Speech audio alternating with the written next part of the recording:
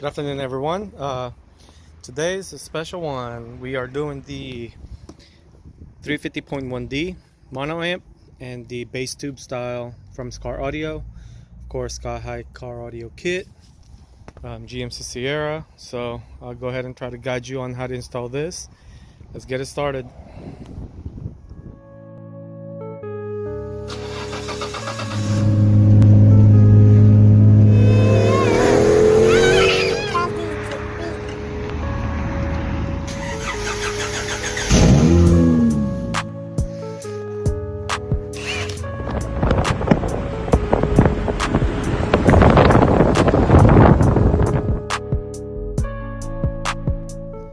Alright, the first step that we have to do is kind of get a general idea on where we're going to route the power cable.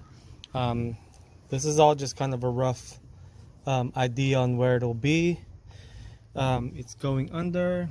I plan these things to where it's not close to anything that's hot or anything that has a fluctuation on the temperature, like this AC materials and headers and things like that. But all of these will be loomed. That way it'll be kind of hidden and nicely clean looking. Going on up, it's going up here. Like I said, this is just a rough idea, so don't think this is the final result, because it's not. But to wrap that inside, you can use this cruise control grommet. As you can see, I have one of these big picks.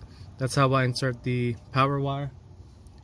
Just make sure when you do this to pop the plug off or the grommet.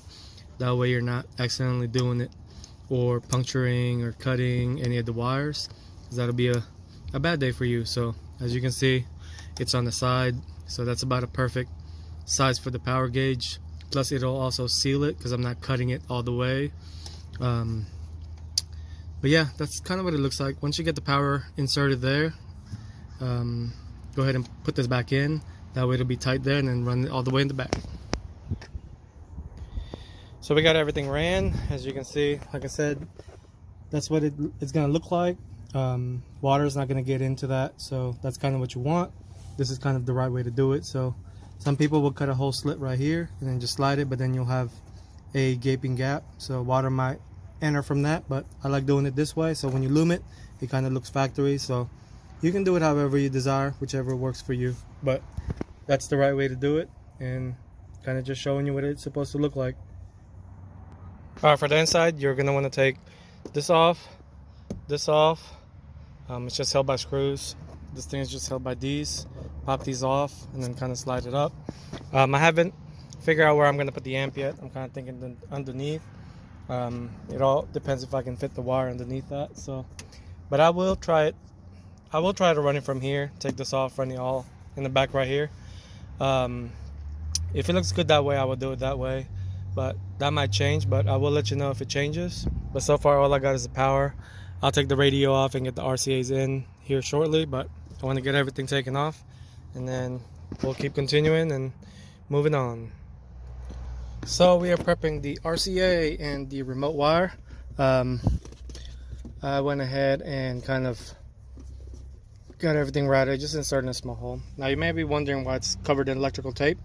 I always do that just because this thing has so much metal underneath the dash, and this kind of just helps to protect it when I ride it all the way here and things like that. Some people don't do it like this, but I just kind of on the safe side of it. Like I said, get your RCA ready and your remote wire. I already took the radio off. It just pops off with these two clips, and then it's flat. Once you pop these clips off, there's like two little knobs right here. Or if you have the key for the radio, it just slides in on the side. So you can see the radio right here. If you have the specific radio keys, it just slides in on the side, and then the radio pops up. But to me, it's easier to take this whole thing off, and that way you can kind of access everything and route all the RCA that's going to be extra along this cubby hole area right here. So let's go ahead and do that, and I'm gonna start zip tying it on the dash, and then we'll continue on routing everything up. All right, just a quick update. So far I'm still running the power, the RCA, the ground, and things like that. So you can see I kind of have everything wedged up because I didn't want to take this off. I did run it from underneath. They will be separated, so that way the power and the RCA are not next to each other or touching together. I ran it. I put a little slit right there. That way you can kind of run the wires. Like I said, this is not the final result. This is just a mock-up. I haven't even did the ground yet, but I will ground it right here since there is nothing behind it, so that's a perfect ground.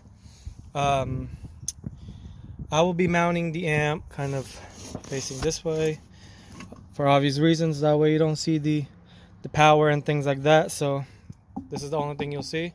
Blocking all that is the main reason why I did it. Ran the wires right there. So I'll go ahead and continue that. Like I said, just running it from underneath. That's the reason why you have to take the kick panel cover off and just slightly pry this up.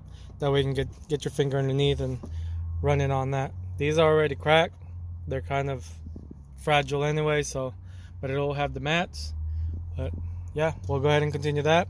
Once we get everything kind of situated, I'll go ahead and ground it.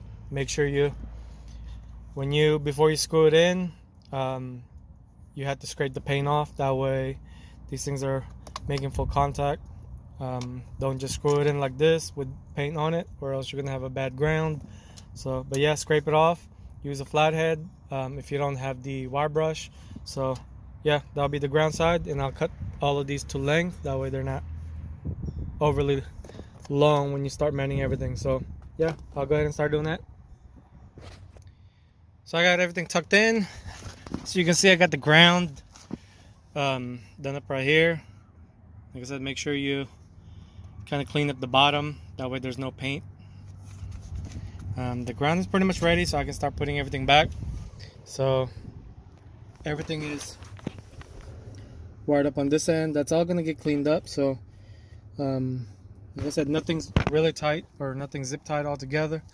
That comes on the very end. So let's go ahead and continue more. After this one, I'll start putting everything back together and then hook up the RCAs to the radio and then the power wire to the battery. So we are almost done, getting close.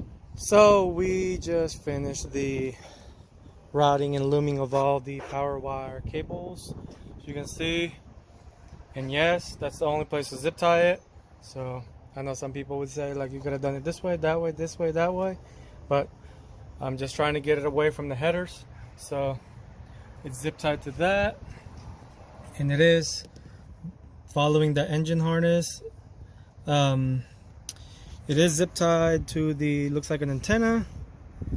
So I went ahead and did that, and then it went underneath the air intake box and then screwed on that. You also will need one of these. It's for the side post terminals because you can't really use these. So you have to have one of these. Only like a couple of bucks, 12 bucks, 13 bucks. If you buy it from a shop, probably about 20 bucks. You already know they're gonna make their money. But yeah, you're gonna need one of these. Then remove that. Let's continue. You're gonna need an 8mm for this one. So I already got it off. Please do not use any impact or anything like that. Just use hand forwards. That way you don't end up stripping that. Because once you strip that, you're gonna end up having to use the top post, and we're not doing that. So, but yeah, 8mm. Pop this in. Take this bolt off. Sometimes you kind of have to cut the insulator. That way you can insert these. Sometimes it'll just pop off. So we'll see what that does. But you're just replacing this one big bolt for this one. So I ran into that problem as far as putting the aftermarket terminal. It wouldn't thread in. So what I had to do is cut a little slit right here. Show you. And then put the terminal in, and it seemed to work just fine.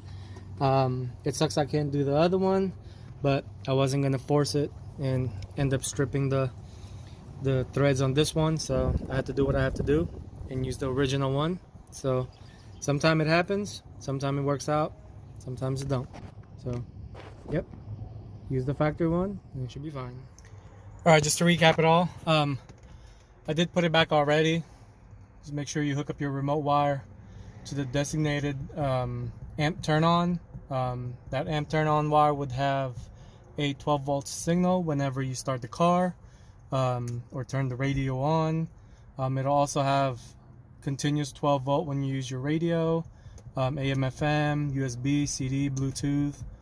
Some people make the mistake of hooking it up to the antenna, which will shut off whenever you don't use the AM/FM. So just kind of be careful with that. Obviously, the RCA's just go plug in to the subwoofer output. So make sure your radio has a subwoofer output. For the amp, I have it mounted underneath right here.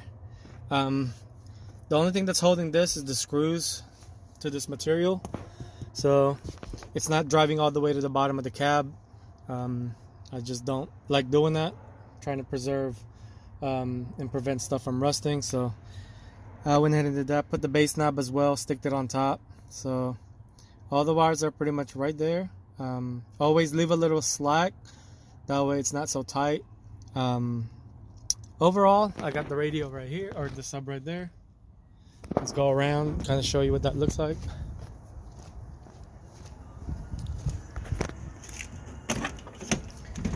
Oh, speaker wire come out.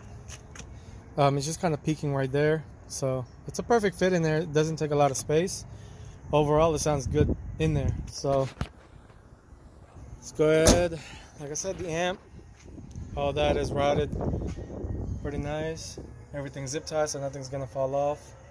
So overall, this pretty much is done, and hopefully you guys learned a little bit of something. If you guys could help me out, please subscribe.